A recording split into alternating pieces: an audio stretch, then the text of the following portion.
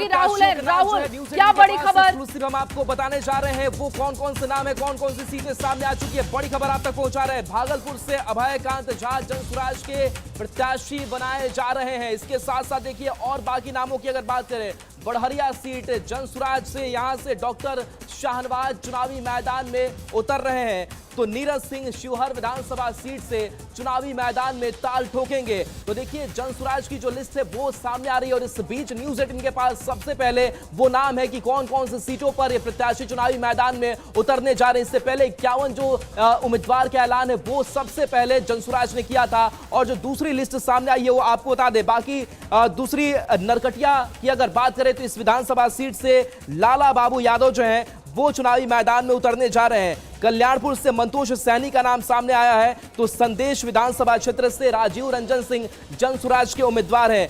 बाजपट्टी से आजम अनवर हुसैन का नाम है, तो हरलाखी से रत्नेश्वर ठाकुर का नाम सामने आ रहा है। इसके साथ साथ नरपतगंज विधानसभा क्षेत्र की ओर चलते हैं। नरपतगंज से जनार्दन यादव का नाम सामने आ रहा है और इस्लामपुर से तनुजा कुमारी। तो ये एक्सक्लूसिव नाम हम आप तक पहुंचा रहे हैं। और देखिए जनसुराज ने इस बार ख्याल रखा है किस तरीके से जो बुद्धिजीवी वर्ग है उसको भी टारगेट किया जाए, जो आम लोग हैं उनमें से भी उठा करके प्रत्याशी जो है जनसुराज प्रशांत किशोर बनाते हुए दिखाई दे रहे हैं। तो प्रशांत किशोर की इस लिस्ट में चाहे वो गणितज्ञ हो, चाहे वो पूर्व आईपीएस आईएएस रहे हो, उनको बड़ी जिम्मेदारी दी जा रही, यानी कि जो एक बौद्धिक वर्ग है उसको भी एक प्रतिनिधित्व का मौका जनसुराज में दिया जा रहा है। और जनसुराज को लेकर के प्रशांत किशोर लगातार कहते आ रहे हैं। बिल्कुल, और राहुल आप ग्राफिक्स के जरिए अपने दर्शकों को बता देते हैं कि जनसुराज के उम्मीदवार कौन कौन होंगे। अभयकांत झा भागलपुर से होंगे, ये देखिए अब आपको बता रहे हैं कौन से वो नाम हो सकते हैं जिसका ऐलान होना है।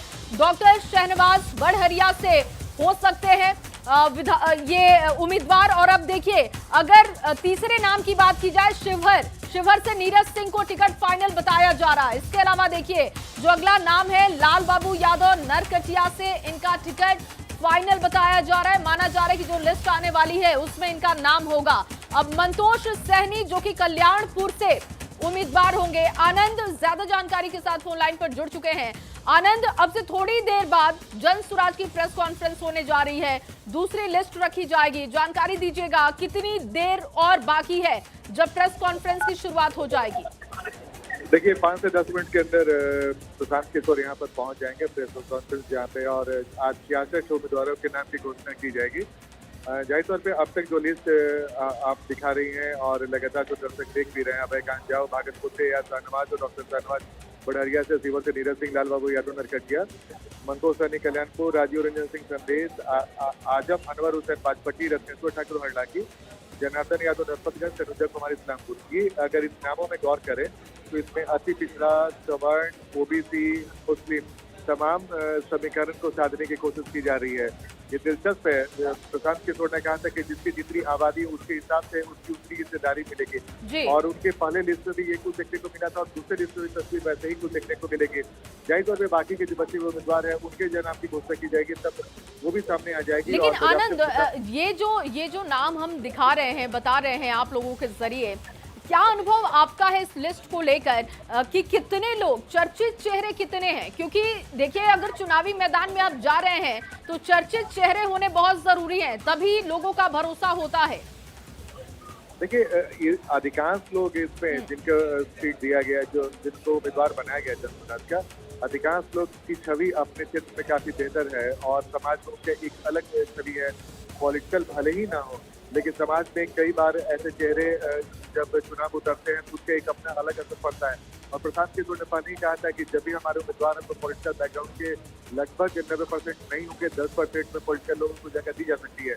लेकिन दिलचस्प है कि पहले भी लिस्ट में ये तस्वीर ऐसी ही, लेकिन जो दूसरे लिस्ट में भी कई प्रबुद्ध लोग को, जो समाज के प्रतिष्ठित लोग हैं, उन्हें डॉक्टर, इंजीनियर हो, प्रोफेसर हो, ऐसे लोग को उम्मीदवार बनाया गया। तो ये दिलचस्प है देखना कि समाज में जब ऐसे लोगों को टिकट मिला है तो चुनाव में इनका कितना फायदा जनसुराज को मिलता है।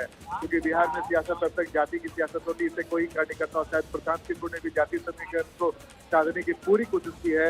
अति पिछड़ा हो, दलित हो, ओबीसी हो या फिर सवर्ण जाति या फिर मुस्लिम, हर तबके को उनके आबादी के हिसाब से जगह दी जा रही है। तो बाकी की लिस्टों पर भी नजर रहेगी कि बाकी जब लिस्ट सामने आती है तो उसमें किन समुदाय को ज्यादा टिकट मिला है, कैसे समीकरण साधे गए हैं। बिल्कुल आनंद। और देखिए तैयारियां भी शुरू हो चुकी हैं, जैसा दिख रहा है, हम टीवी स्क्रीन पर दर्शकों को दिखा रहे हैं कि अब वहां पर तैयारी की जा रही है।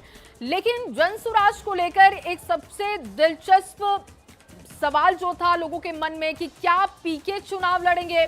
अब से कुछ दिन पहले का उनका बयान सुने, जब वो राघोपुर पहुंचे थे तो उन्होंने कहा कि अगर पार्टी आदेश कर देगी तो हो सकता है, लेकिन दूसरी लिस्ट में भी इसकी संभावना कम दिख रही है कि पीके का इसमें नाम हो।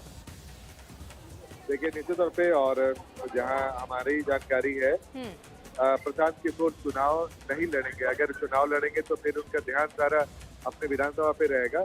उन्होंने राघोपुर में जाकर भले ही तेजस्वी यादव के सारे में चुनौती दी थी, लेकिन जो सूत्र बताते हैं कि प्रशांत किशोर पूरे बिहार में जनसुराज के उम्मीदवारों के लिए बिल्कुल प्रचार करेंगे, क्योंकि वो सबसे बड़े स्टार प्रचारक के तौर पर जनसुराज के चेहरे माने जाते हैं और उन्हीं के नाम पे वोट आना है। तो जाहिर तौर पे प्रशांत किशोर लगातार ये मैसेज देने की कोशिश कर रहे हैं कि उनके लिए पहली प्राथमिकता उनके पार्टी का प्रदर्शन बेहतर और शानदार हो। और ठीक है आनंद, आप बने रहिए हमारे